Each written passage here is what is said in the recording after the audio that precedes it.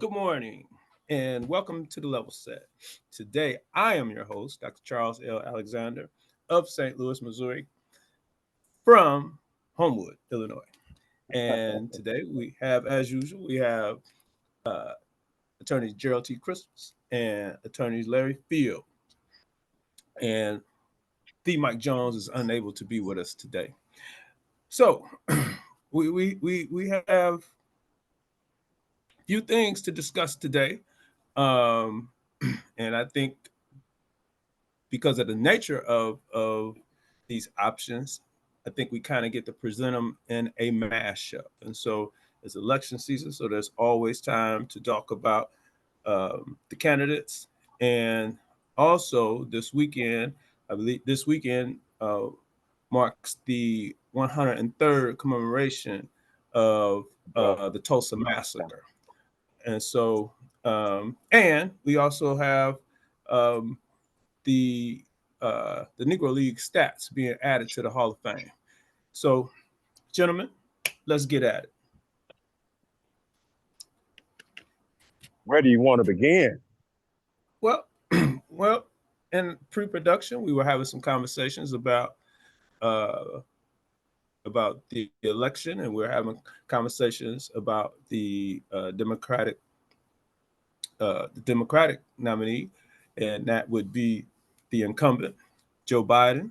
So let's pick up there. Well, Gerald, Joe, why don't you go ahead and share your thoughts on this matter with your coaching? I think that's very important, what you stated. Well, I was looking over the 94 crime bill. I graduated from law school that year, 94, coming out of Texas Southern. So I wasn't as much in tune to what was happening with that crime bill because I was focusing on graduating and taking the bar and just getting my career started. Something popped up on my email that made me curious, and I went back to look at it and actually read the crime bill and see some of the comments that Biden and Clinton were both making about the Black community. And when I look at what they were able to get achieved, because at the time, Clinton was the president and Biden was the chair of the Judiciary Committee, and he was the one pushing this through the Senate. And, just the savageness in the way he would describe the Black community, along with how punitive they were with the mandatory sentencing, with the punishment. And I look at how that has devastated our community. The result of that, we've had so many Black men incarcerated for so long.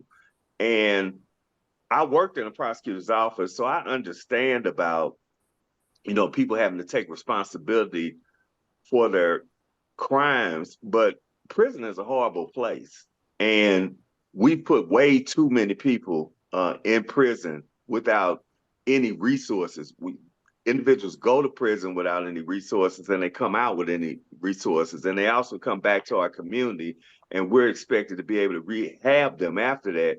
And it's really very difficult to rehab people after going through that experience. And it has just devastated our community and will continue to devastate our community because those laws are still in effect. And I was thinking, I don't even know how we can turn that around absent all of that being repealed because it's too much. It really is too much. And I honestly do feel, I know that crime does exist, but I honestly do feel that the fear of crime is greater than crime itself. So that's my take on that. And it makes it very hard for me when I think about that to vote for Biden.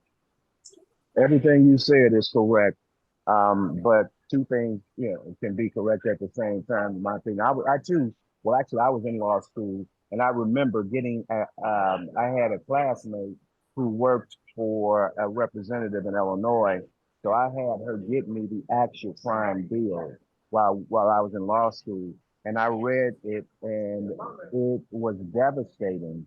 But at the same time, the effect that crack was having on the community was beyond that. Uh, I do last few years I do a pilgrimage to the Roots picnic, and So I'm in Philly to enjoy that festival. And I read Black Thought's book on the way up here. And Tariq Trotter is the one of the main musicians in the Roots, and he grew up in Philly and bounced around. But reliving in the book, reliving the harshities of that crack period, where we just lost so many souls. We lost parents and generations.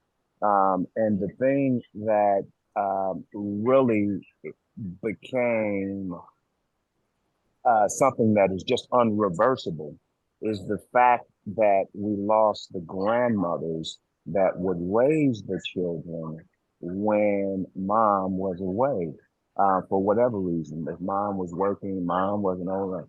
So we lost that foundational aspect of it and the violence associated with it. So I've heard Clinton and I've read articles about Clinton speaking about the unintended consequences of it. I don't trust them any further than I can spit them. But we have to remember the Black Caucus endorsed this as well.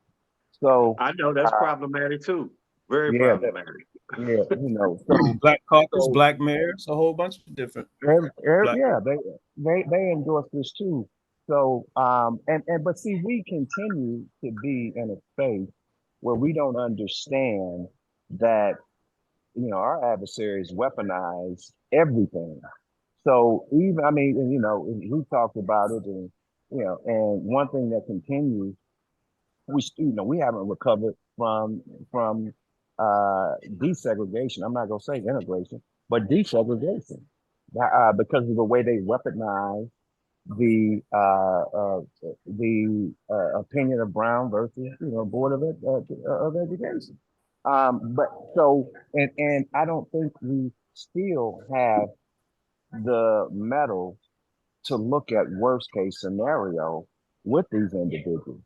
So I mean, you have quite a few well-intended individuals thinking that this would some sort of way be a remedy and stabilize our community, but it has done the exact opposite. It's exacerbated it. It has aligned up with subserviency, and it is continues to be an effect that is just destabilizing and disenfranchising our entire community. So I understand everything you said, Gerald, and I understand the predator comments and all of that.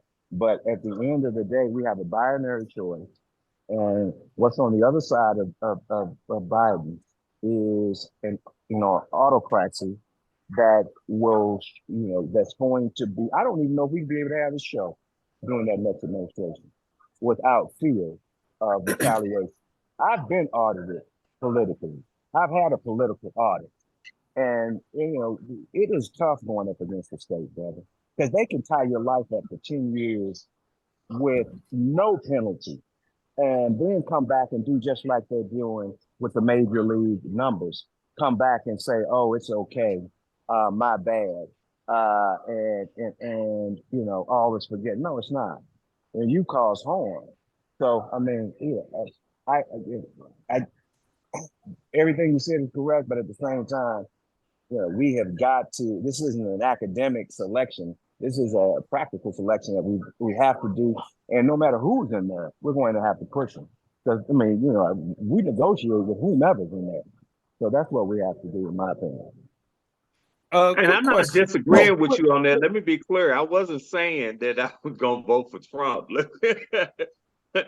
at I all. understand that. I It just made understand me that. think about, casting my vote for Biden. I understand the situation and the severity of the situation clearly. I want to use this as leverage now because we have him in a position right now where we can leverage a lot out of that administration. And I think that we really have to push because they really need us. The margins are so slim. They really need us. And unfortunately, with Trump's conviction, you already have on Fox that they're trying to use that to pull black voters for Trump, to say that, you know, they now have a better understanding and empathy, and that black voters should have, you know, they understand where we're coming from with the unfairness of the criminal justice system all of a sudden. Got a question, and it's in the context of the, you know, kind of the larger issue that we were addressing, and then this piece that you just brought up, Gerald. Um, Going back to the crime bill, was that not like the one of clearly the best examples of interest convergence? So is you know, certainly been reasoned that, you know, this is what the black community wanted, and this was endorsed by the CBC, and this was endorsed by black mayors. When is it that black folks have asked for anything that did not require? When was it that we asked for and received anything that did not require protest, demonstration, and bloodshed? Juneteenth. And so we ain't asked for that. That woman walked to I'm being facetious. I'm being facetious.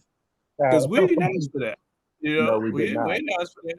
And We did, and we were already celebrating Juneteenth we were already celebrating long Juneteenth before it became a national holiday. Correct. Yeah, and I'm being facetious, fellas. The answer to your because question is never. that ain't never happened, right? And so even when we look at shouldn't so We when were we're in hard stating times, though, Dr. Alexander. For say that it again. seems like we were, you know, the times were more difficult when we were protesting for all these things, and I think because we're in more easier times now, it's hard to get people activated around some of these issues. Well, that's a separate piece. Okay. Because I don't necessarily believe that. So I think we got to work on that. It's an easier time thing, because I do think we have to address that piece and how, you know, how we characterize today. But what I was asking, again, in terms of the interest convergence piece, when we are acknowledging the position of the political leadership, because that's who really what they're talking about. Then when, again, like, when has it just been that government has listened to the masses? And so is aren't there parts of the crime bill or aren't there aspects of this decision to implement the crime bill? Doesn't it ultimately become, well, two things? It is an interest. It is an example of interest conversion, but it's also an interest of blaming the victim. And so, That's what we do 24/7. That's what we do. I mean, no one ever blames the powers that be, because they've all been conditioned. I'm talking about the media. I'm talking about us. We, you know, because it takes a great deal of callousness. No, I'm sitting right here. No, ma'am, no, ma'am. Um, it takes a great deal of callousness to deal with the victims of the crack epidemic to this day with the level of brutality that we do. We have absolutely no empathy. We act as if there's no reason to try and escape, our present conditions in this criminal enterprise that we call the United States. We act as if there's no incentive for individuals to engage in that commerce-wise, as if they can find, as if everyone can find suitable economic opportunities and be funded like equally qualified folks from outside of our community. And so, no, I mean, we are living in a bubble, and it is, we are not contemplating everything that's inside of this equation. And what we need to understand, Francis Kresley, Dr. Francis was right. Until you have a firm understanding, I think she was quoting, I can't remember who she was quoting, but until you have a firm understanding of white supremacy, everything in this country is going to confuse. She was quoting Neely Fuller. That's correct. Who is her mentor. Right. Until you understand white supremacy, everything else will simply confuse you. It will confuse you. And you have to understand that. And to your point, Gerald, it's not just that people are comfortable, they're distracted. You have something on the end of your hand that's going to keep you from dealing with your own issues because you're chasing the latest viral sensation. And you're on the bus in a place that has 1/20th of the population that consumes 4/6 of the world's resources. I mean, what do you think's gonna happen? What do you think? So when we talk about discomfort and it's easier, who and we say kind of the we, and it's hard to get us motivated. Who's the we and who's the us? See, that's another problem, man. We don't understand that the we is an international we. We have the exact same condition. The United States treats Black communities the exact same way it treats third world countries, and they have the exact same policy. The world does the exact same thing. They charge you for charging you, then they tax you for that, and you get nothing in return. That's the exact same playbook. That's the we that we don't want to, we fail to understand. And then we that's often interpreted inside of our community as, is the one that W.B. Du Bois abandoned. So I mean, that question is very, very difficult to answer that question right now, in my opinion. And I think we believe, when I'm talking about the we, I'm talking about Black people, because, a lot of Black people feel like they're Americans, and they are really part of this whole, American culture. And I don't see myself that way. I see myself as a U.S. citizen. I don't really see myself as, bought into this whole American way. And I see that our people are still suffering, tremendously. When you look at, I was looking at some numbers the other day, only 6% of African Americans make over $100,000 a year. And our annual, median income is, somewhere around 48,000 a year, compared to, white households at 72,000. So we are still very much suffering.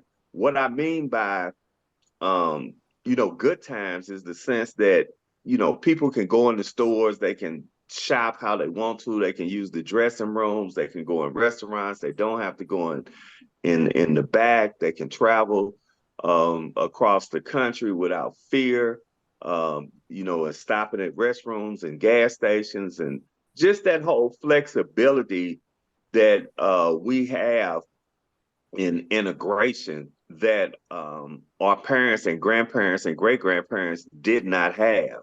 They lived under a totally different world than what we lived under. I feel like, we are were the beginning of the end of understanding that, because we never experienced that. I never experienced it. I heard about it all the time because both my parents were from the segregated South in Alabama. So anytime, and we were constantly in Alabama, and we were ran out of Alabama. So, it was always a constant conversation. but I didn't actually experience it. And I think there's a difference between hearing about it and experiencing it that makes you build the kind of character and the type of person that you become. So is it that it is not happening, or is it that it happens It's still differently? happening. It just happened, I was on a show with Mike Jones the other day, and I think he brought up, which was very interesting. Racism it's like a chameleon. It can change its colors. And Correct. I think that's what has happened. It's changed its colors. It's still happening.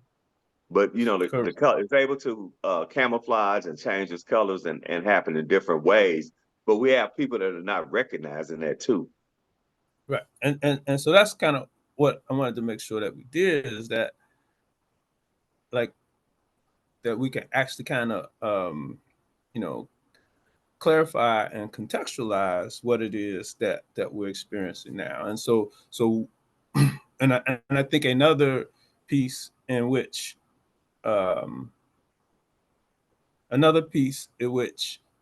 it certainly could be where let's say where the differences is manifest is,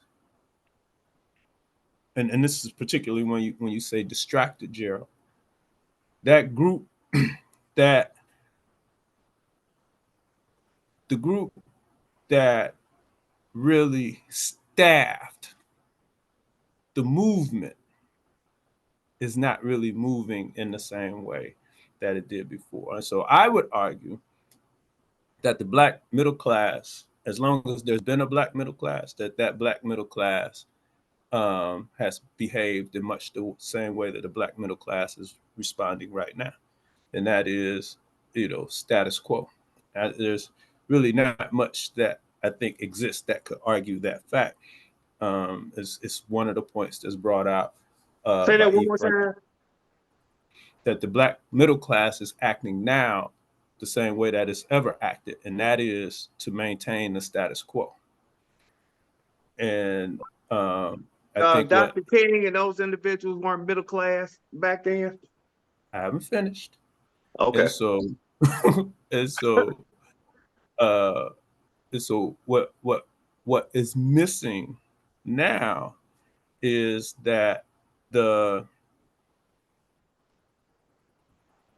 that group that started, the sit-ins, that's what we're missing. We're missing thoughtful student protest and leadership. And part of that is because of, the stifling that comes from a black middle class at this point. So so Attorney Fitzgerald and I were talking a bit about Biden being at Morehouse. I tell you another thing. It was very, very obvious to me in talking and listening to parents, and talking and listening to Morehouse faculty and staff, is that there was a clear suppression of black student voice. Now, I know they had some people come down, and they had some town halls, but there was a decided tone to, he is the president and y'all need to be quiet, and because da da da da da da da da da da da da. And so I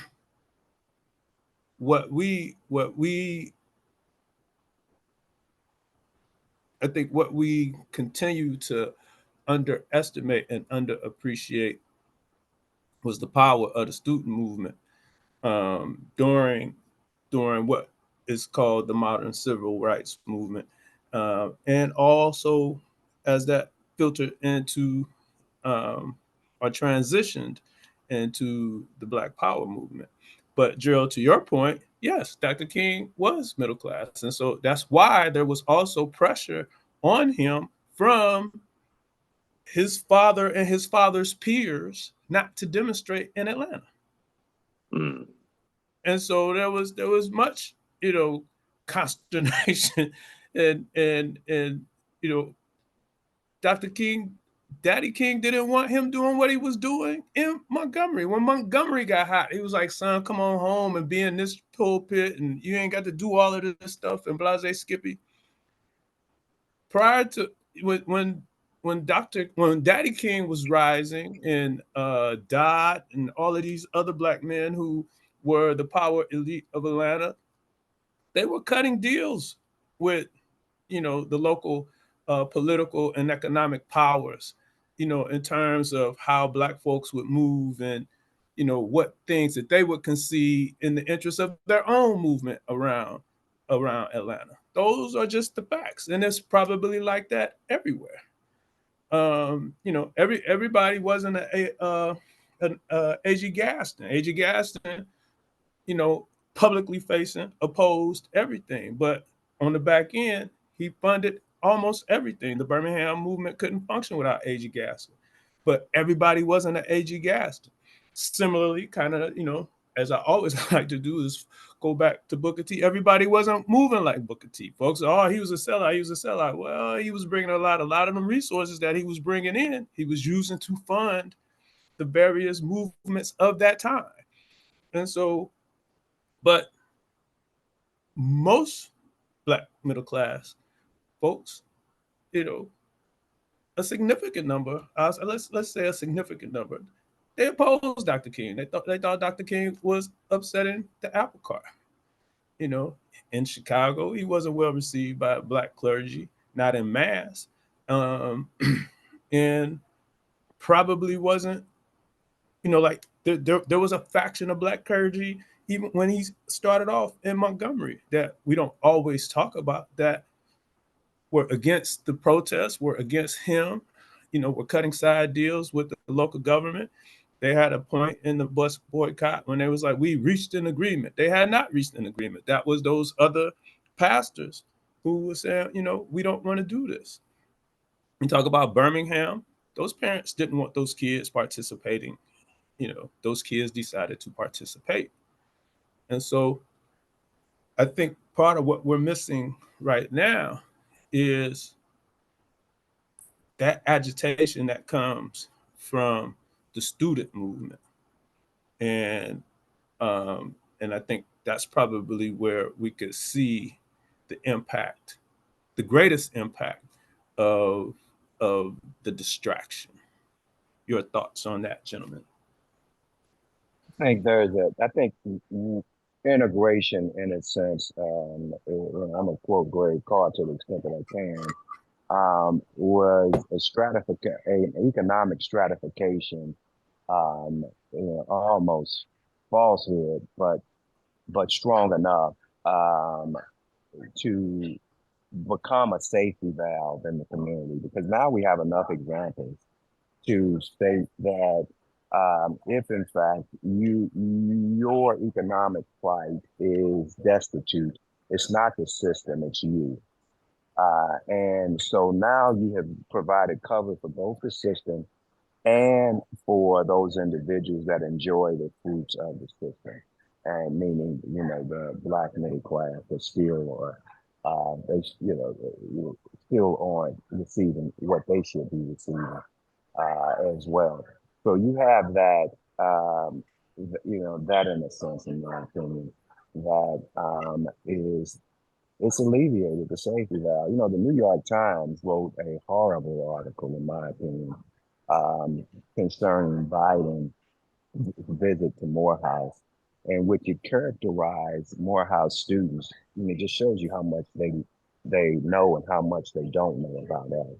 Characterized the average Morehouse student as someone that could ill afford to risk their educational future protesting, when in fact that is, that is so out of touch that it makes no sense whatsoever.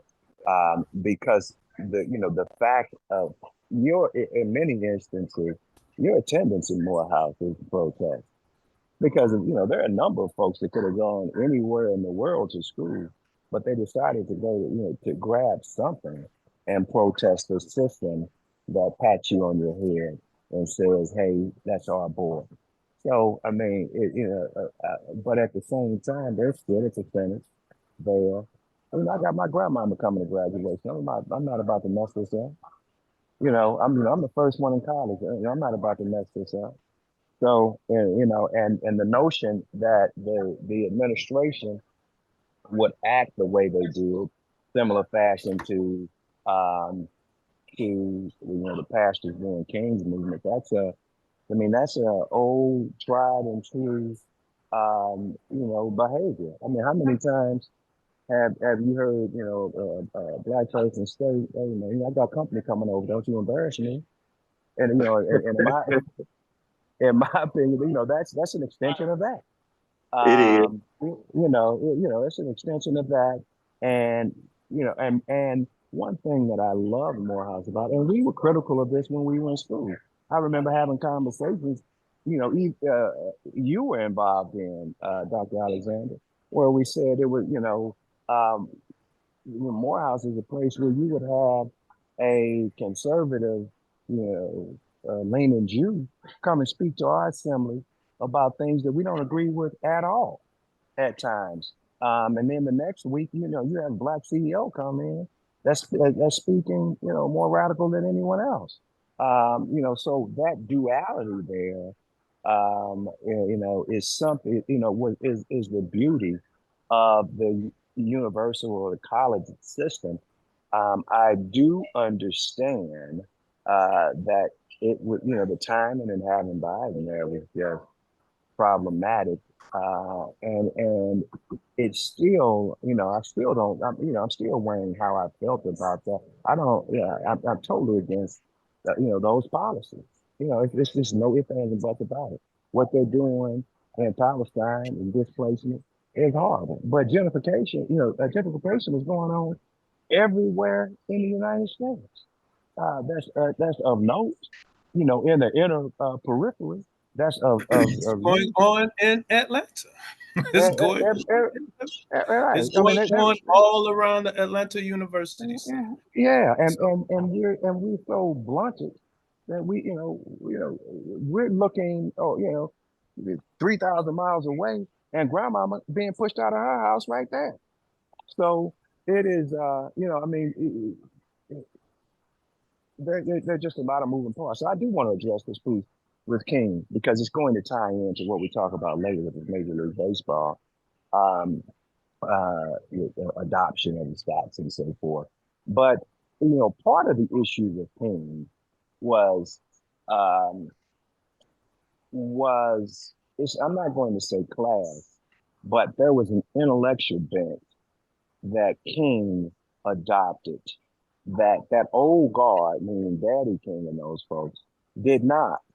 I just finished the seminarian, which accounts for King's time when he was in seminary school at Crozier and then Boston and so forth. But it really deals with him at Crozier and King. Um, Dr. M.L. King Jr. had a major problem with the delivery, the foundation, and the manner in which Daddy King and those guys operated. So to this day, man, because I still do way too much ecclesiastical law. I had a pastor and I was getting ready for a deposition, and some sort of way Dr. King's name came up. This joker looked me straight in my eye, man, and told me the King's church would have been 3 times the size it was if he could hoop. If he was what? If he was a hooper. Oh You know, yeah. Mhm. you know how pastors hoop, not Right, I basketball, but know. hoop. And That I was the looked at him, hooper. He did hooping at the March on Washington. That and I have a dream part when he went to that riff. That was hooping. yeah, but the thing that was just so astonishing to me is that you're gonna look at everything. First of all, how in the world you gonna limit him to one church? Number Right. one. based off of what he did, how many civil rights amendments have you passed? Or initiatives have you motivated? So I mean, there's still this disconnect there. But was Even his critique of King or was his critique of the church? no, sir, his critique was of King. We were talking about King, not the church. But that critique sounds more like I mean, to me, that actually sounds more about a critique of the church. But go ahead. It's a critique of both, but it sounds Nah, like Larry's saying he was focusing on King, but it yeah, is a critique of the Right. church I too. mean, To so say if that he did it, well, but that's my point. If King was not a hooper, I then I think that's actually a good thing. So well, I no, no. understand We know what it's a his good intent thing. might have been. we Yeah, know it's I a good understand thing. We know it was a good thing because right. it And produced I'm saying results. I understand what his intent may have been, but his critique actually is of the church and not of King. I'm saying that's kind of how that plays out. No, I think it's a critique of the black pastors because that he was just repeating some. He sat around at some pastor's convention and heard someone else say that, Mm. and that's all that was. And that was black pastors that did not feel worthy enough to really even be mentioned in the same book, let alone paragraph as King. And that's how that evolved. Yeah, and Um, but a part of that also is because I mean we're like literally with King, we're probably definitely probably like front end of um any type of intellectualism in the yeah, we church are. at all.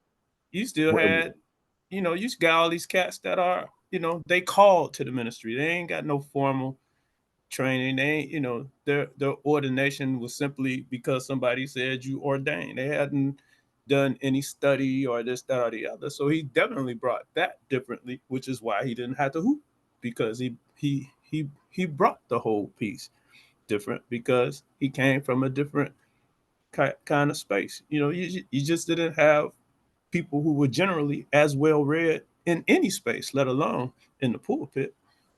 And they darn sure weren't taught to read in the Catholic Church because you don't find Bibles in there.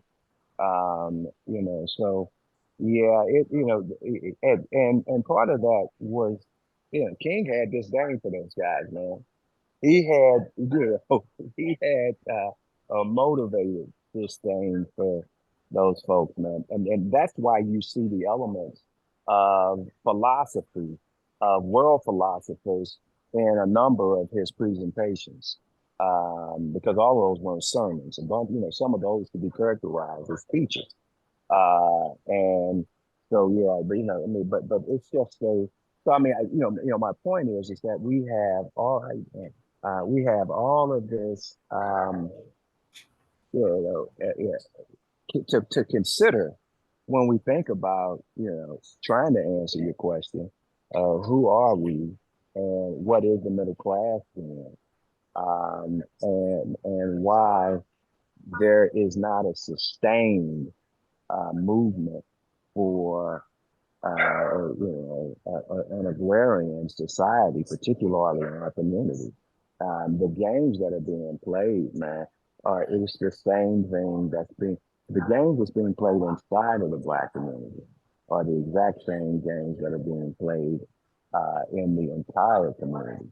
Because if the vast majority of whites knew how perilous their economic condition really is, there would be wholesale movements because the people still have the power if they exercise it. So we have to keep them, worrying about things that are, as I stated earlier, distraction. We have to But keep them that's distracted. and again, I mean, when you bring up the white masses, again, that too hasn't changed, and it's very clear that the white masses, in much the same way as Dr. King said when he got to when he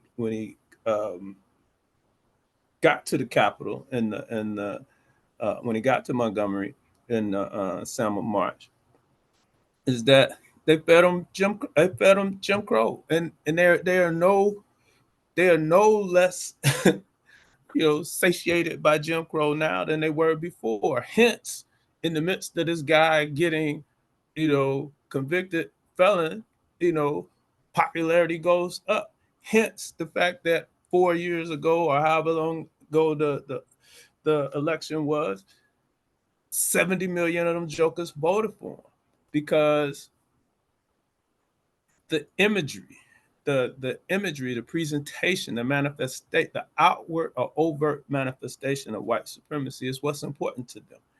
And so I don't know how much time we need to spend in that space. That's pretty obvious. It's the same thing that caused,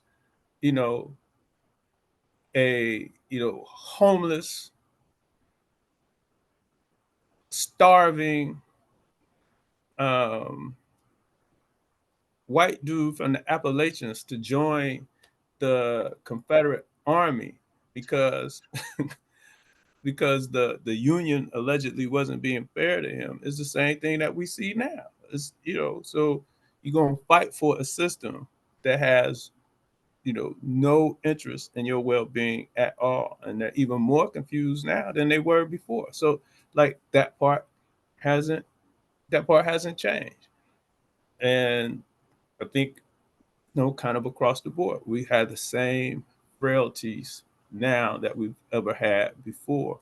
Public school system is still being ravaged, and most Black students go to school in very segregated situations. Environment. Mm-hmm. Yeah, and that part hasn't changed. It's just that it ain't in a one-room schoolhouse, and now it's in a big building. And but it's probably a big building that used to house majority white students that now is just a shell of its former self. And so And they don't have Black teachers. That's another. And we don't have Black teachers. They had, when they went that one-room schoolhouse, they did have Black instructors. They did have Black instructors, but even in that space, I think we have to be careful about how we characterize that space. We had, we had a significant number of learned Black teachers, but we also had a significant number that were other than that, because that was the consequences of disproportionate funding across the board, not just in the school system in itself. Just kind of across the board. And so, like some of these things, like even when we go back in time and we talk about life before Brown, separate and unequal was a thing, kind of across the piece. And if it were other than that, there really wouldn't have been a reason for us to fight. And so, so part of this notion that, we fought to sit next to white folks is a distortion. We fought because our tax dollars were being misappropriated, and it was leaving us with less than what we should have had otherwise. And I think that statement needs to be stated stronger. It's not a misnotion; it's an out-and-out lie. We just wanted the funding. We just wanted the funding, and we had to craft an argument that at least had your ego and interest conversion at the same time. But there's still a significant part of the population that are teaching that don't have the credentials that those Black teachers have. Every time you go to a private school, I know in the state of Missouri, you are going to have a disproportionate number of teachers on that staff that are not certified. You don't have to be certified. You don't have to be, right. You don't have to be certified to teach in private schools. In private schools, correct. Yeah. So that, those. But the other problem is that you have in like in the city of Chicago. I'm sure I'd be shocked if it's not the same in the city of Atlanta, where now in the city of Chicago, you have people who aren't properly credentialed teaching certain classes, and um, and so we're still in this quandary in terms of our segregated schools, and the funding solution. So if the funding solution is predicated on, in large measure on residential taxes, or real estate taxes and things of that nature, then it's just, you know you get this huge trickle down effect. We have low home ownership. We have low ownership, and where we do own homes, we probably own homes in stable, we because we move. So we talk about white flight, but there's black flight too. And so where we do have black home ownership is probably a um, majority white school districts. And so it's all of these things continue to exist. They are nuanced, and we always kind of have to kind of slow it down and parse out some of these things, um, because it kind of it all gets lumped to together, and and we got to be able to get to some of the intricacies and some of the details. And so um, that's a part of the mashup. So when we talk about the vulnerabilities of our communities, and we talk about um, you know state and national leadership, I think that Tulsa, Oklahoma, is a good example of what happens, when the state and local leadership is decidedly white supremacist. So what are your thoughts about the relationship between what occurred this weekend 103 years ago versus what we're seeing right now? Same I thing. think we're seeing the same thing. We're seeing the same Same thing thing. that happened. The reason, as you indicated, these people are behind Trump is because of the message. It's the white supremacist message that he is promoting, that the whole Republican Party has gotten behind, and having this dictator that is going to, um, just take over and just have this notion of white supremacy across the board. Um, that's what we're seeing, and that's what we saw 103 years ago with the uh, massacre, with the Black Wall Street massacres, because they just cannot stand to leave us alone and allow us to prosper the way that we should be able to. It's it's always an issue when it comes to our ability to take care of ourselves, to govern ourselves, and to have our own communities. They always want to come in and disrupt that in any way that they can. And we just seeing the 2024 version of that right now. It's the same thing as what happened in Tulsa.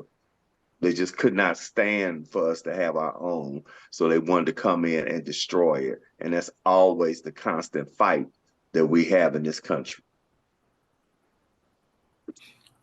Attorney We Fields. need we need to coin the term state sanctioned white Indian, because that's what happened there. That and it's the same thing that happened in Cincinnati in 1830. It's the same thing that happened in Wilmington, the same thing that happened in East St. Louis. Um, so that, and we need to do a better job of identifying violent acts. For you to knowingly replace competent teachers with incompetent teachers that don't give a damn about me, that's as violent as shooting someone in the back of the head. For you to knowingly fail to provide me financing to buy a home in which I'm qualified for because the government will not ensure the mortgage is as violent as as removing one of my children from my home against my will. So, these issues that we're dealing with, for you to artificially suppress my credit score, but for some arbitrary reason that no one knows about, you may code in my zip code. That's a violent act because you are forcing your will on me to keep me from enjoying, something that I'm qualified for. So, and the fact that we got a credit system, that you're rating my credit in the first place is a violence. So, I mean, there's, we are not looking at in all cases, these things under the eye that we should. This is a wretched criminal enterprise. And if we do not pay attention to what we're doing, we're going to always be the victim of it. There is no opportunity to rest here. And with respect to Tulsa, it goes on every single day. Period. If and no ifs, ands, and buts. Through every industry, for you to be responsible for safeguarding what I consume, and from the grocery store, and for you to uh, to part on that in the interest of big money, that's violent because you are shortening my life expectancy. So I mean, we don't have an opportunity, man, to forego the critical analysis of anything, any subject, because this group here is a group that's bent on supremacy and profit. That's it. And until They're you deal with terrorists. and well, there's absolutely, until you deal with it. And I haven't even spoken about the patty rollers. I haven't spoken about policing. I haven't spoken about the insurance. I haven't spoken about, job opportunities, wealth creation, none of those things. Those are So, all, when you suppress those things, those are all by an act. so is there a relationship between um is there a relationship between a Tulsa massacre, East St. Louis massacre, a Springfield massacre, uh, um, a Cincinnati massacre? Is there a Memphis massacre? Is there a relationship between those massacres and we come all the way forward to '94 to the crime bill? And if so, what is that relationship? I think the relationship, the way I see it, is the continuous breakdown of the community because I understand that we had horrific things going on as far as the crack epidemic with the crime bill, but it was also used as a way to tear down the community and keep the community from prospering because of the amount of men that you took out of the community as a result of that, and women, and the amount that you continue to this day to incarcerate. And so I see it as the same way because oftentimes when you think about Black Wall Street and what happened in Tulsa and what happened in East St. Louis and in Ohio and all these other Wilmington, places, all, yeah. you think about I also think about how critical we can be with each other about business practices, about things that we say that we are not doing. And oftentimes I think about what if we had been left alone? What if those businesses and those entities had been allowed to grow and to prosper, where would we be at right now if that had not happened? I think we would be a lot further than what we are on a lot of business practices, on a lot of ownership, on a lot of wealth in our communities. And that was the intent, to come in and destroy that potential. They wanted to. That was a seed that was, growing, and they came in and they killed that plant before it could ever reach its full potential.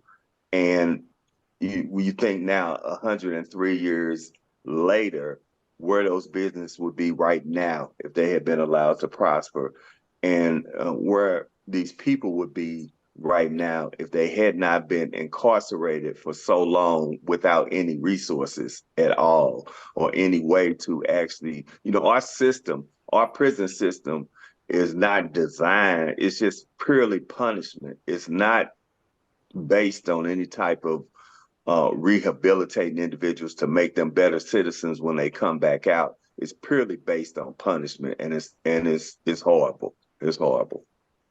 And This Tony, I system. think that there's some other things that we also have to consider, just like to your point. So I think the other thing that we underestimate is that there's just been waves and waves and waves of this, right? So let's say, so a couple of things, I think a part of our issue is like how we process these things, and we tend to process these things as one-offs. Like, so again, people talk about Tulsa as if there wasn't an East St. Louis or a Springfield or a Joplin, Missouri, or a Pierce City, Missouri. And I'm talking about folks in St. Louis. Like, folks in Right. St. Louis will talk about Tulsa and not talk about those things that are more proximal, right? And look how East St. Louis is right now. We had And a good so, friend that correct. was the And so, city manager over there. It is still suffering tremendously as a result of that.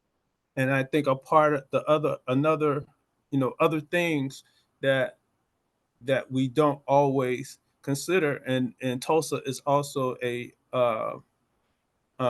good example of this, is that there's a whole literature about the recovery of Tulsa subsequent to the 1921 massacre, only for them to kind of get back to that point and then suffer the onslaught that we have come to know as urban renewal. So the same way they cut up St. Louis and displaced Black folks from downtown or from the city of St. Louis is the same thing that happened, that ultimately was the demise of what we call Black Wall Street in Tulsa and in many other cities. And so there's the I think what we lose in this piece is that, first of all, Tulsa is not a one-off, because again, folks, it's rare that you hear people talk about Tulsa in contrast to 2 years prior to the Red Summer, right? Folks aren't necessarily putting those things together. And so we're 125 years from the Red Summer. And so there's just a constant onslaught and a constant pressure um, on Black people and Black resources, that is never, it is never lifted. It just morphs, as we talked about before. It takes on, it has the sense and the feature of a chameleon, that it can just kind of change with the times. And so, Attorney Fields, you were going to say? Well, let's look at who benefits from all of that. In the words of Kanye, and the white man gets paid for all of that. Because that's essentially what happened. Who benefited from the elimination of the competition in Tulsa? Who did you have to buy from then? Who benefits from the elimination of Black commerce in every major city? There is, is there a place in the United States where a Black child could grow from birth to, we'll say, 8 years of age and not have to rely on anyone outside the Black community for its essential needs? And if not, who benefits from them? That's what this is, in a sense. So I mean, you got the economic piece, and you have to have the mental piece to go along with that, because what we do is totally upside down. So you have to some sort of way fashion an individual to think as if either they're a part of a system that they're not a part of, or to think so little about themselves that they have to um, make daily decisions with their money that's against their interests, or you have to not offer them any other choice. That's it.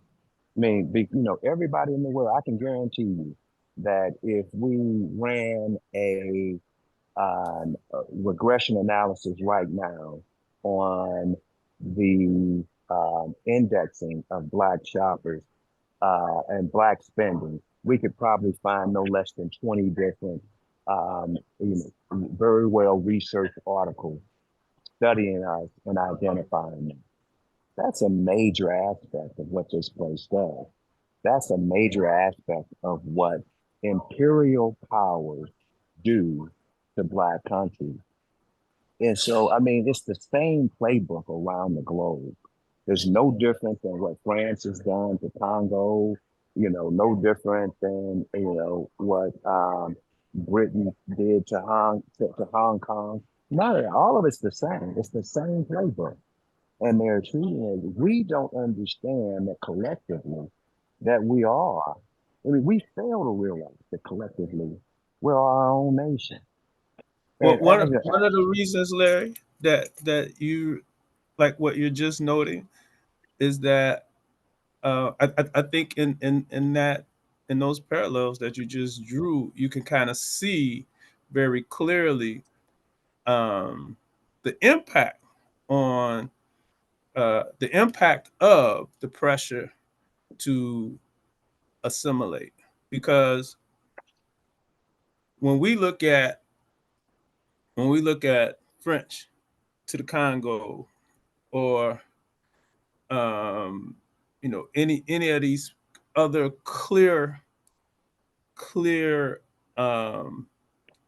because of the distance, because of the geographic distance between you know France and the Congo, or France and Algiers, or any of its other um, colonial assets. Was that Portugal and Angola, and the British and Ghana and Nigeria, like wherever these things exist, is that because there is a geographical distance, these are actually different places. It's much easier for us to understand that the colonial piece even exists than because of that geographical piece, because that it's much easier for us to understand that than to understand and realize that because we're here and we're not a there, we are here. It's difficult for us to understand that we live the same kind of colonial experience. And we disconnected because of the distance, and we also disconnected because we're in America. Going back to what I started in the beginning, we really believe that we are Americans. We're not thinking, Right. That's that we're pressure I not was talking thinking about. I'm agreeing. independently. Even going into this election, voting for Biden is an independent decision that we need to be making, for our survival and for our livelihood. It should not be based on the Democratic Party. It should be based on, what we need to be doing independently as a people to survive. You understand We what I'm should be saying? thinking But about we should be thinking about we those approaching things it, as we approaching means it, as opposed to ends. yeah, we approach all of, these elections and what's happening, both locally, statewide and nationally, we approach it from a democratic process that, we Democrats and we Americans. And no, we are not looking at it, and we don't have leadership that's even looking at it that way. That's the real problem. Not only do we not have elected leadership looking at it that way, we don't even have organizational leadership looking at it that way. And I think that's assimilate. Yeah, because of the pressure. This whole pressure to assimilate. But why have these Black organizations if we gonna be assimilate? You know what I'm saying? But I think so. I do think that there has been and there continues to be an aspect of the Black middle class who the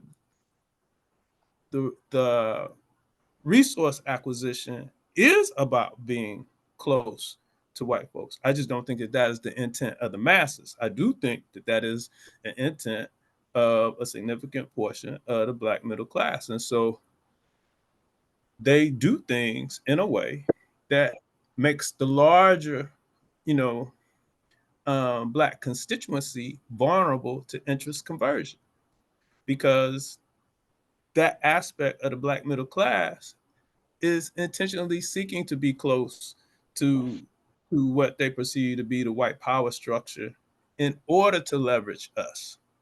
But they don't even understand it's hurting them too, because it's keeping them from reaching their full they don't potential. See it that also. Way. Their full potential for them is where they get to. So Hakeem Jeffries don't think he hurt. he think he won in the battle. And so that's when he taking all his marching orders from Nancy Pelosi. How can you possibly think he win in the battle?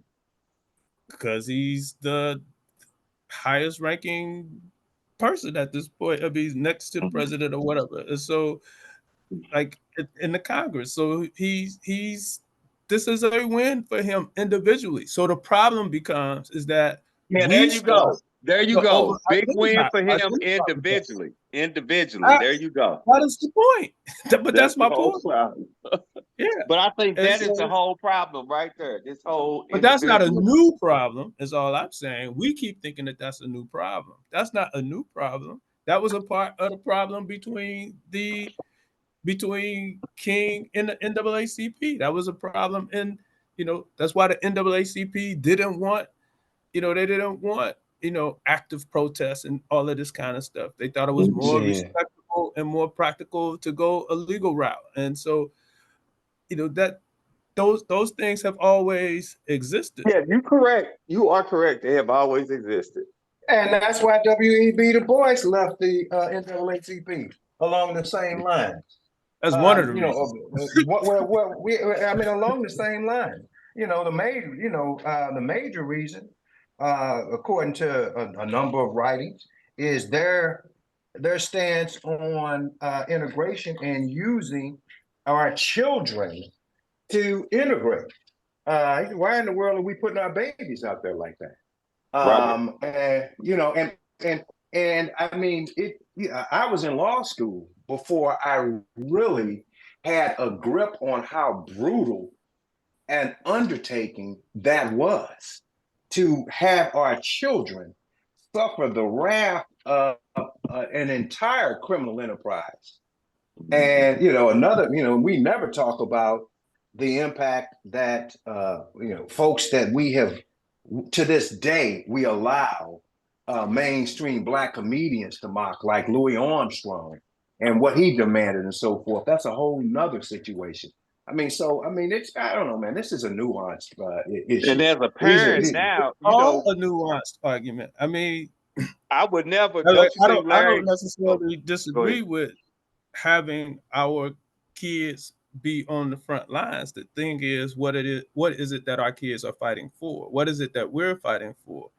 So now, if you tell me that we're gonna force the integration, fight for the integration of this particular high school because it's 2 blocks from my house and I can't go to it because they're white and I got to be bused for 2 hours to some other school where none of my tax dollars go, because all my tax dollars go to this school right here, then I think that's a worthy fight.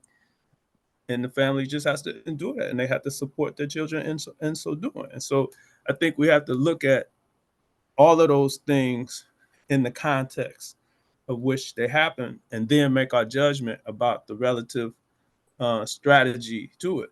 The children's campaign in Birmingham, that wasn't Dr. King's idea. It wasn't his desire. That was James Bevel. And ultimately it worked. And so it was harsh, but it did, it did what it needed to do, and so, and again, our existence is so fragile that, we can't necessarily protect our kids. How do I know? Emmett Till. How do I know? The 16th Street Baptist Church. How do I know? Any other number of kids who have vanished that we never, Mike Brown. Shit. How Yeah, about Mike, how about exactly. Mike Brown. Right. That how stuff. about Tamir Tamir Rice. Rice? Right. Yeah. That So stuff is there's never. not a day in the there's not a That stuff day is never I don't changed. think about them. There's not a single day I don't think about them. Mhm. Not Yeah. one. That Not one. that So part no. has never Or changed. the many of them that I represent right now, Tyron Edwards and Scruggs and Mansour Ball Bay, and it's just number of them Yes, that yes. And we so cannot protect and from so state ordered violence. and so we see this all the time. You gentlemen see it, more than most, because if it doesn't end up being, there's many of us that only believe this stuff exists to the degree that there's media attention. In much the same way that we conceptualize lynching. We only know we only have a number for lynchings because of newspaper accounts, which means we can't possibly know how many black men, women, and children got lynched, because our number is predicated on news accounts. And Right. and in this fight, the you gentlemen fight, we process it and conceptualize it based on news accounts. So other than the families involved, nobody knows that you're fighting for those young men that you're fighting, that you just identified, Gerald. It's like they don't even exist. And then we go on to the next because we feel that somehow or another we are unimpacted by what goes on in the streets. Excellent point. Yeah, but there's a story I'm chasing right now, and I hope to bring it to bear at some point on a later show, where a brother's son was killed by a police officer. His teenage son was killed by a police officer while he was reaching for his insurance card, and so the police, white police officer's daughter was supposedly graduating from high school this year. She gets out the limousine to go to prom. The father storms across the street and hollers "eye for an eye," and as she's getting out of the limousine, he sends her on to glory. So I mean, there are some individuals that are just as serious about their children as the system is about its children. That are, I'm not advocating, doing anything, but at some point, I think that continuing down this road is just not going to be met with the same lack of resistance that it's been dealt with, because I don't know how you attempt to even go to counseling in a situation where someone has taken your child from you like that and the system has done nothing but protect itself. So I mean, Well, rational minds would think that at some point there's going to be a shift in behavior. that is a good point, Larry, you know, things kind of close to that or similar to that, have come my way. And and one of the roles that the clinical or the therapeutic setting can fulfill in that space is that space where the person can safely rage, where the person can safely contemplate how we even got to this place. Because you'd be amazed at the number of folks who, for far lesser things, struggle with even trying to conceptualize themselves or posit themselves within the context of white supremacy. Even in their private moments, they scared to say it. Yeah. Well, And so this I know one sure way to remedy that, and that's to keep your hands off our children. You know, if you and do so that, I think that is a baseline. I mean, that's a foundational and entry point for us to sit down and for talk. yeah, I mean, but you know that whole piece is it's a place where we have to work, because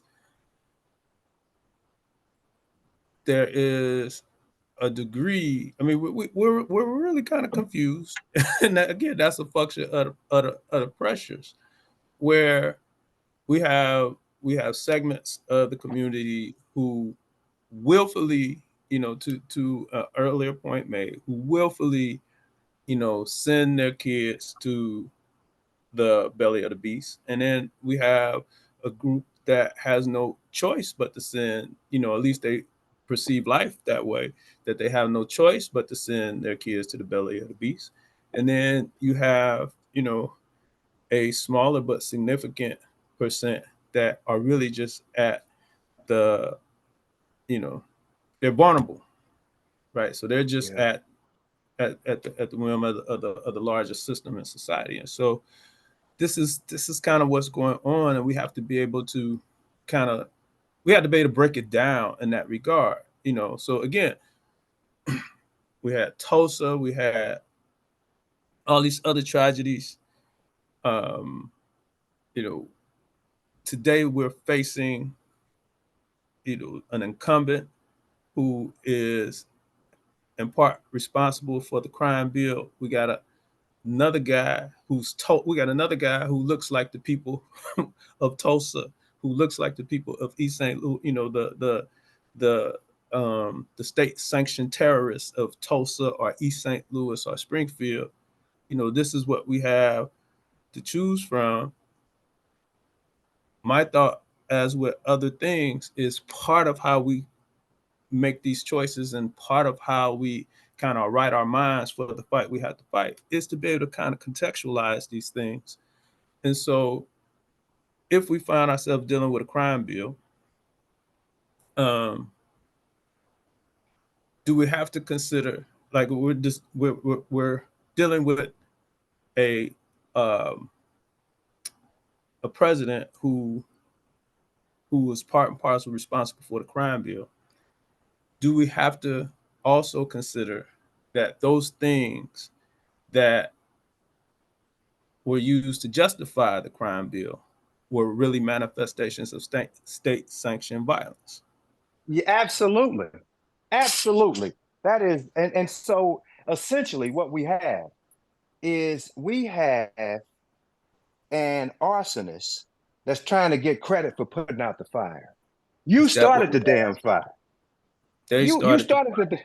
you started the damn fire. You brought those drugs into our community. You did that. Was the crack epidemic a direct result of government intervention? It wasn't a government intervention. It was government exercise. You didn't intervene. Well, that's a better word. Yeah. I mean, or let's say a government operation. So was the crack that was epidemic a direct result yes. of a government operation? It was, Let, right? let me ask you this. Let me ask you this. Who took their chemistry set out in the hood and came up with that formula?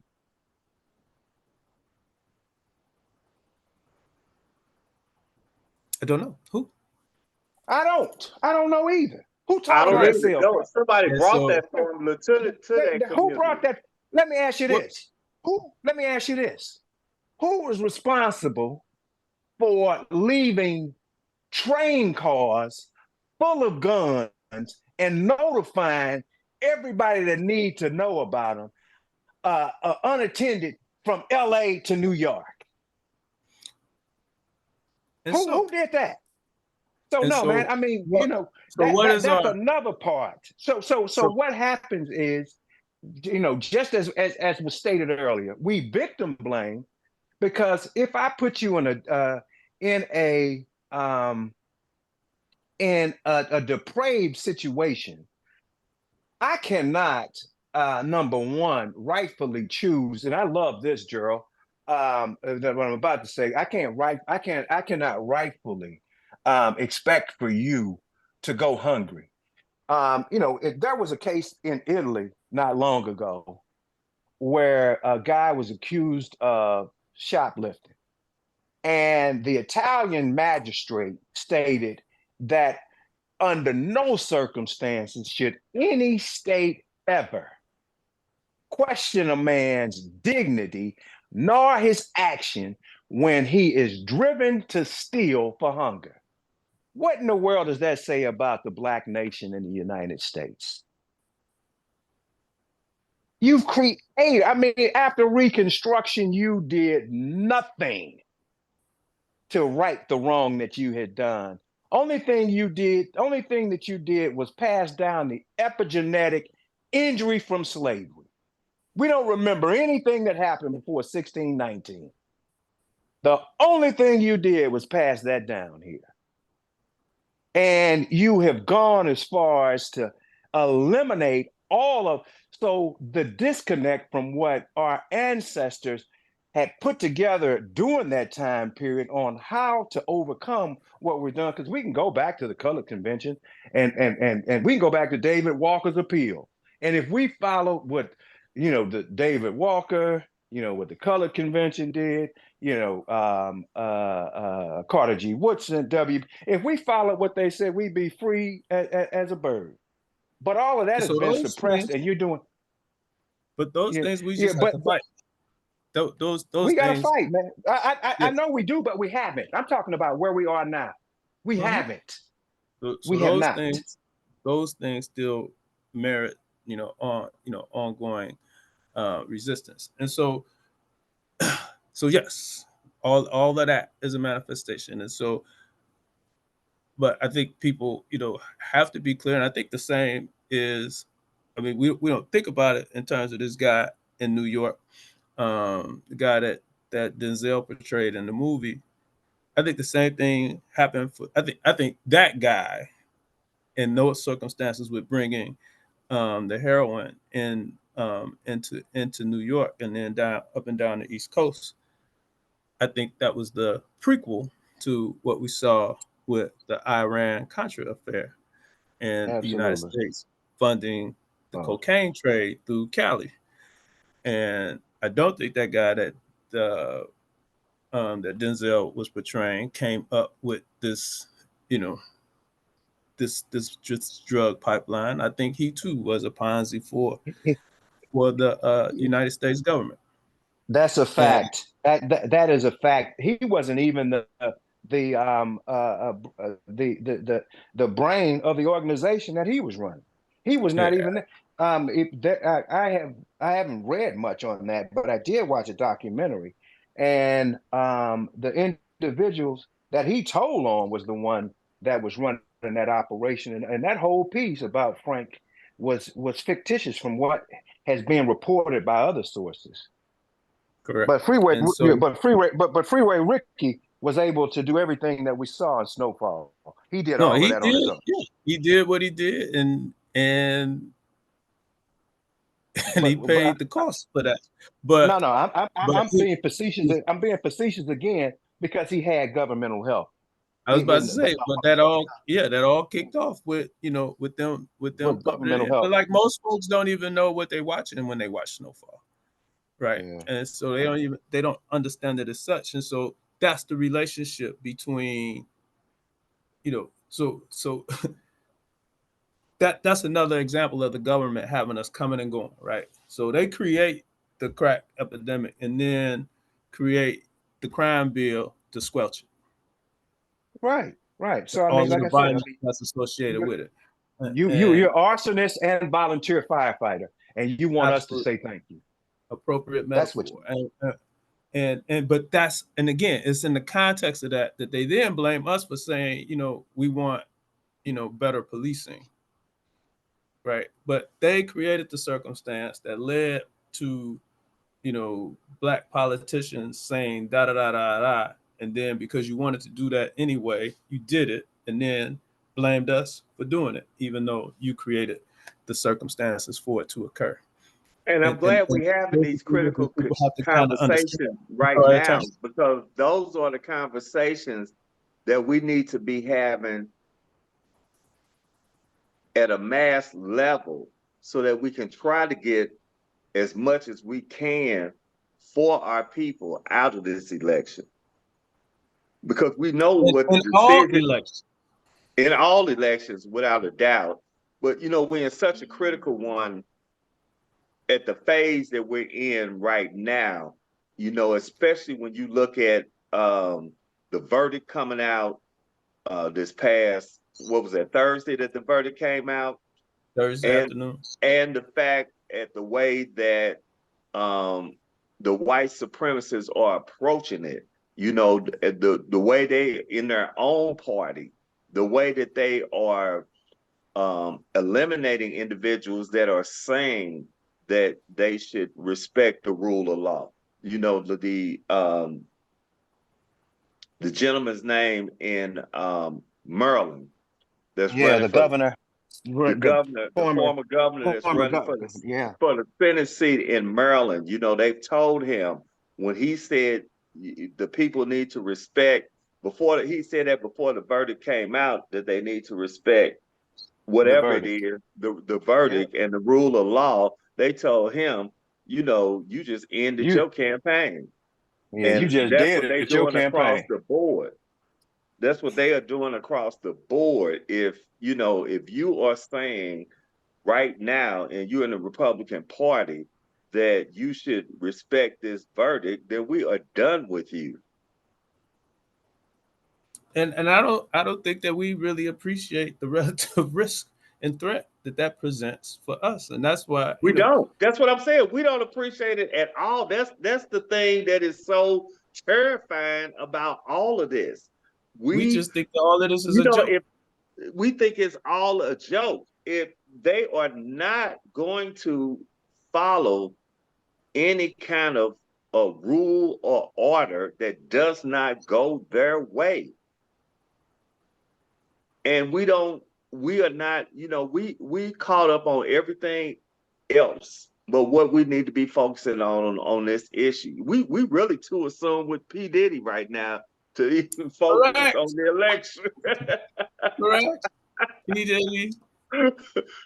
And we need P. Diddy talking about vote or die, but he done messed that up. So these are the struggles, but I think it looks like this because there is a legacy that we can track. And Larry, you were talking about like that epigenetic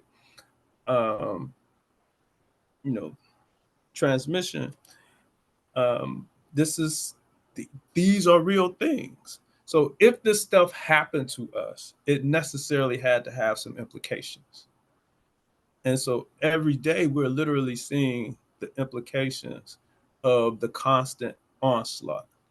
But in order for us to be able to respond, we have to be, some of us have to be cued and redirected so that we can better understand and appreciate, this process of pattern recognition so that we can interrupt the processes where we can. But that as well as the reward system. B.F. Skinner's deal is real. Doc, I don't have to tell you, that's your work. But this reward system that the Jeffries of the world, as you mentioned earlier, we got to demystify that. That is, you're not helping. That's not a reward for you, you idiot. I mean, who are you helping? And so, but it feels like it. It feels like the sugar water that he gets when he hits the lever. And Okay, now so see, there you go. There you go. That right there. There you go. And that's exactly what it is. It is, a quick adrenaline high that's empty. yes, That's a one. Yeah, that's all it is. that's all it is. And so gentlemen, as Well, we wrap up today, what are your closing thoughts? We'll start with you, Attorney Christians. What are your closing thoughts for these things that have kind of come converged on us this weekend? We in June. We coming into the heart of the summer, and we really have to work on as best we can to start to educate as many people as possible on these issues. And we also have to start advocating in our own individual organizations that we belong to and associate with, and raise these issues and challenge them also, because it's going to take a lot. It takes a village. We know that. But it's going to take everybody zeroing in on this. And we don't want to be at the last minute trying to figure this out when it hits. Because it's going to hit one way or the other. There's no way. This is just the year. I know that Larry is more versed than I am in the Bible, but I just don't see any way there cannot be turmoil no matter how this election turns out. This is going to be tumultuous. It's going to be something we've never seen before in electoral politics, but it's coming. It's coming, and we have got to start getting ready for it, because there's no way around it. There's no outcome that's going to just settle everything down. Either way it goes, we headed for a problem. If Trump wins, it's a major problem. If Trump loses, they're not going to accept it. And it's still going to be a problem because it's a And problem it's for still us going right to be now. a problem. And he ain't the president.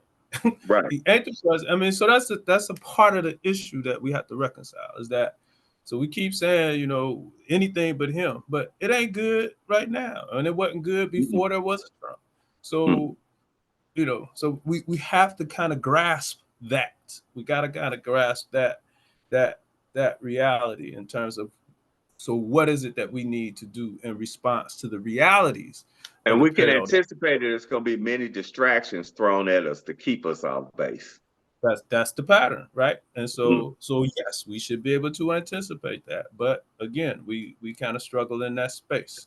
Attorney Fields. yes, we've talked about it earlier, but I'm going to,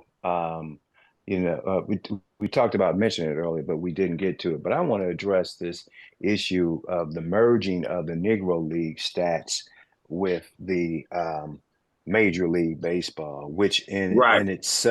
which in itself is problematic, that we're calling one major and we're characterizing. I love the name of the Negro League, but my question to us is, when are we going to grow up?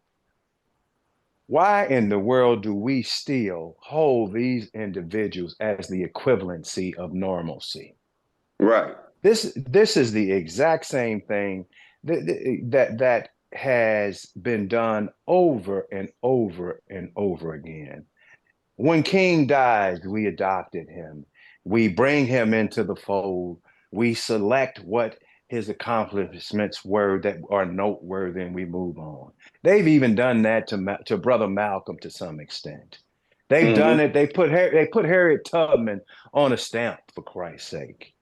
Why? I mean, why in the world would you find any value in coupling and giving someone the authority to identify what you did and to be the keeper of it?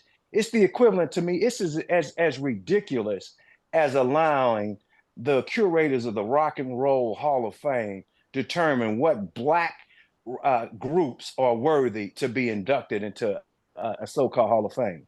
You can't even taste barbecue. How in the world can you make it? Hmm. You know, I mean, so we've got to grow up, man. And And that you're and, What and right. That is just giving and further credence to white supremacy. that's it. And so, then what you And go so you're and going does then it and that's you're going to act as if those black athletes played under the same conditions well, as well, I you've think been that last part, Gerald, I actually think is a part of um I think is a part of the, you know, the reckoning, so to speak. Now, I ain't got no horse in the race.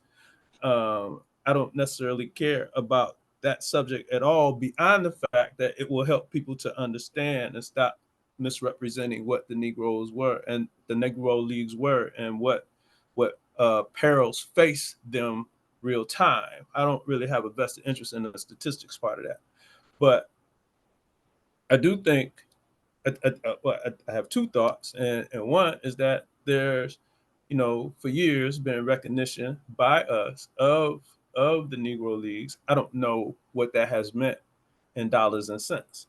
So what we have a tough time with in our critiques of some of our institutional moves is funding our institutions. So if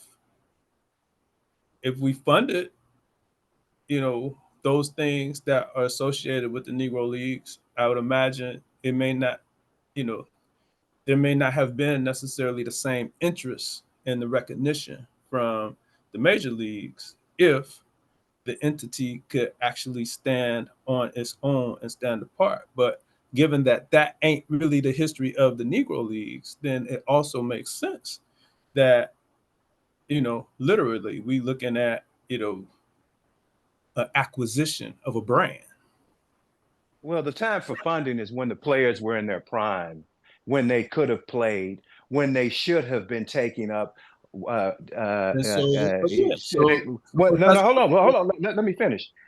When they should have been properly paid, and the time but for funding. properly paid by who? But if in fact the major league, wants us to believe that they're this body that is receiving of individuals, they should have done it then. You knew the talent was there. You knew the market was there. That's why you went and got Jackie Robinson and started cherry picking individuals who were under contract to teams in the Negro League, and you decimated and violated and denigrated those contracts, brought them in, stole the audience, and killed the Negro League. The time to think about the funding, because whatever they give them now is pennies on the penny. It's not even pennies on the dollar. Because the way that should have gone, those teams should have been integrated into what you call the major leagues. Then there could have been parity. There is absolutely nothing you But can do at this but point. No, again, hold on. what Let me even finish. existed? Let me finish. There's absolutely nothing you can do to right that wrong or to whitewash history. You violently prohibited those individuals from competing. You violently took their property. You violently conned a whole Black community into funding your racist major leagues during the World War II and beyond. There's nothing you can say. And to me, I don't care how much money they give you. All money is not good money. I don't care how much money they give you. There are things you can't pay me to do because of it's the equivalent of allowing a Nazi to raise a Jewish child. And that's exactly what you're doing. And so, and here's what they're going to do. It will be 10 years when they start going back and discrediting the numbers that they're going to audit from the Negro League. And at the end of the day, it's still going to be the game of the game, white supremacy rules. Because Well, it's, that part's not going to change. yeah, But you don't allow everyone to name a thing. If I can name a thing, I can judge a thing, I can be the curator of the thing, I can control it. This is one of those things you don't do. You don't merge with them. And for you to do that, I don't care who you is. And I've been to many people know I owned a sports licensing company that was nothing but the Negro League. That's all I did. That's it. I spent, several years of my life devoted to the Negro League and keeping that memory alive. My family's livelihood was on it. And I know that there are 1,000 different entities that I could have had that would have made far more money, but this ain't about money. Some things are bigger than money. And for them to do that to me it's atrocious to celebrate that foolishness. And it is no different than some of the other individuals we've spoken about today that have, put their own interests above the collective interests of the community. But again, so my point was that I think one of the other things that this draws in to clear view, or at least has the potential to draw into clear view, is that the Negro Leagues were not a linear, that was not a linear operation. That was a segmented piece. It's not the Negro League, it's the Negro Leagues. And by the time we get to the end, the final iteration, it is totally obliterated. But that process, was well underway before we even get to a Jackie Robinson. I mean, at its best form, it was done before the 40s. 1923, it was founded in Chicago. And so, and in its best form, we could go from 23 maybe to 35 or 38, somewhere in there, but before the 40s. And even during that stretch, it wasn't a singular league. There was, other things going on. And so my point is just that it becomes another thing that we mischaracterize, and it causes us to look back in a way that's skewed. Because when we go back to that, we had our own. It was never more than a thing that was predicated on barnstorming and stuff of that matter. It just operated much better. That's not true, brother. We didn't own them stadiums. That is nobody true. said that. Nobody said that we owned the stadium, but we it was more than barnstorming. It was more than barnstorming. It was, that's what it was in the name. And yes, it was. And so, which is why they were vulnerable to the fees, the usurious fees that were being charged to utilize the various stadiums. What Rube Foster had going on in Chicago was not what was going on for other folks who participated in the league. That just wasn't the standard. What he had going on. If what you're saying is true, there wouldn't even be any legitimate stats. What I am saying is true. You can read that on their own site. I mean, you can read that on their own site. And so the point again. It's not just their site in St. Louis. The actual statistician for the Negro League lived in St. Louis on Cates. His name was Tweed Webb. And so, everything that I'm saying, you can back up. He's no longer with us now. But I've gone through. I sat with him.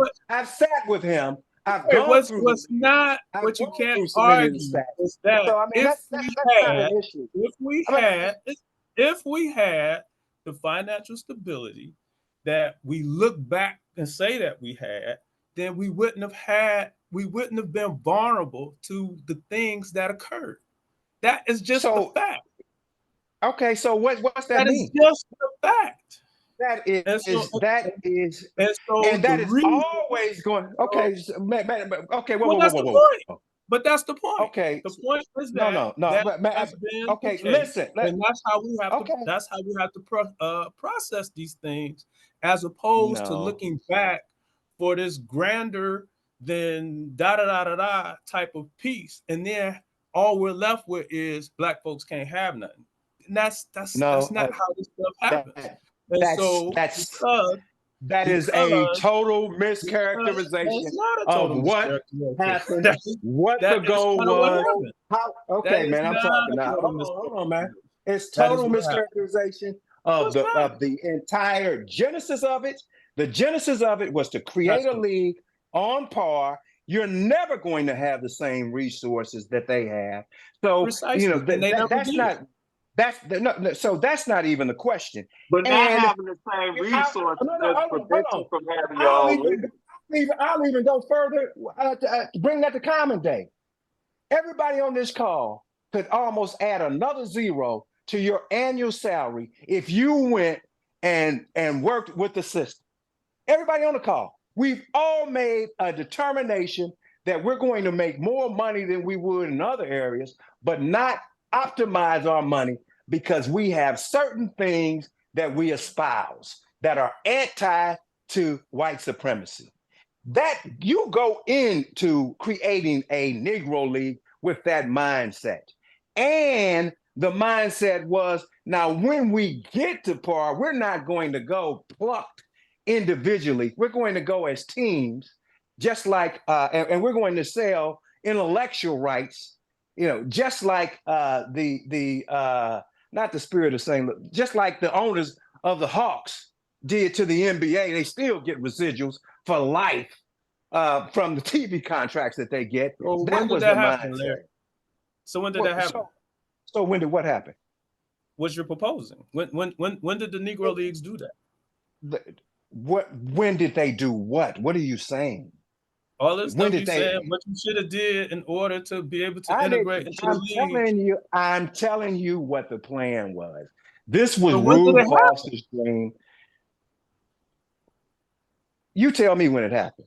It didn't. That's my point. It didn't. And my point is that that's exactly the point. It didn't happen because the institution does what it does every time.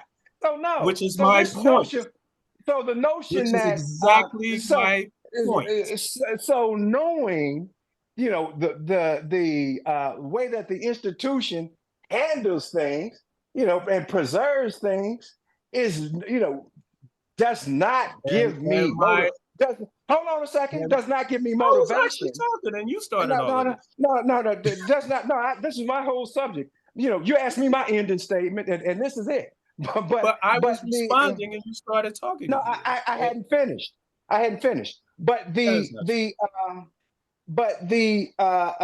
so I mean, none of this is none of this to me is motivated by the economic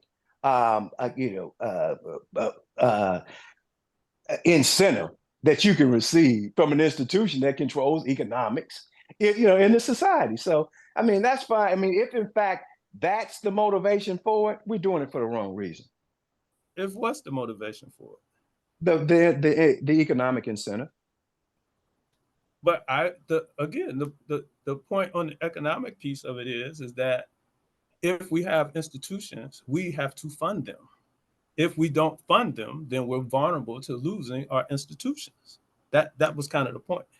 And then I don't see how the stats are going to do that. My point was that what we keep talking about in terms of the Negro Leagues, Rube Foster's operation was over before the 40s. So by the time you get to 48, which is considered the actual demise of the Negro Leagues, it was done, period, done. That had, whatever was happening was, it didn't matter anymore at that time. And so we keep processing this as this was one continuous piece, and that's not what it was. And that's the facts. There are multiple leagues. You can't argue that. You can disagree with it, but you ain't gonna be able to win. That's just the truth. Yeah, I understand that there are multiple leagues. You said that this was nothing more than barnstorming, and barnstorming is That's what what they it did in the was. offseason. No, That's more what than it was. They didn't have well, another choice. That's why there were multiple leagues, because there was not consistent funding in order to sustain the institution. I don't know. You're talking about different eras. We're talking about different areas. We'll pick this I'm up some talking other about time. from 23 Yeah. to 48. That's what it looked like. That's just the facts, brother.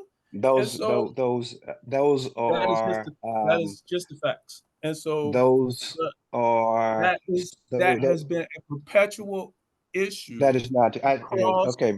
No, across those are not the facts. across. They're Yes, they're, they are the facts, and it's the they're not the same facts. reason. They're not. So, They're not the so there facts. was one They're single. not the There's one facts. singular league, Larry. I never said that. I said there are Well, multiple that's the leagues. point. There's There are not multiple one leagues. singular league, That doesn't. and Nobody ever said that. none of those leagues were even the longest sustained effort was that under Rube Foster. The rest of those things right. were a year here, or 2 years there, 3 years there, and that was it. Because It was they were always not. evolving. It was always evolving, It, constantly evolving. You know, so I mean, you had, man, and the that's what you pressures had. of the That's what you. time would not allow for it to exist, which is why it existed in the manner in We're which gonna it have to did. come back and make that another show. We're gonna have to And make it so another show. We're gonna have to make that so another show. that is just Yeah. the fact. All right, Doctor. Well, Before I we close disagree out with you. too, I'll offer our condolences to Miss Obama and the loss of her mother too. Yeah, that's a tough Indeed. one. Mhm. Yeah, that's a tough one.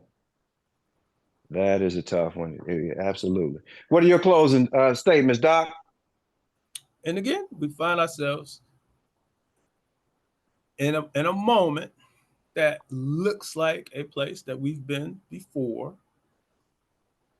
We have to be judicious in our use of the past in order to better understand the present so that we can chart our future. That part, it just doesn't change.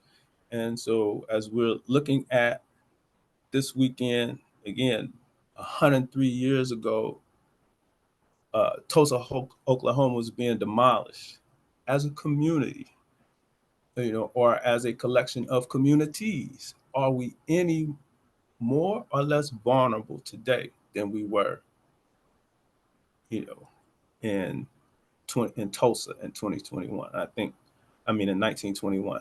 We need to contemplate that, Right. and we need to seek some understanding and clarity on that. And so, with that, we close out for this week, and we hope to see you all next week. Check us out on YouTube and hit the like button.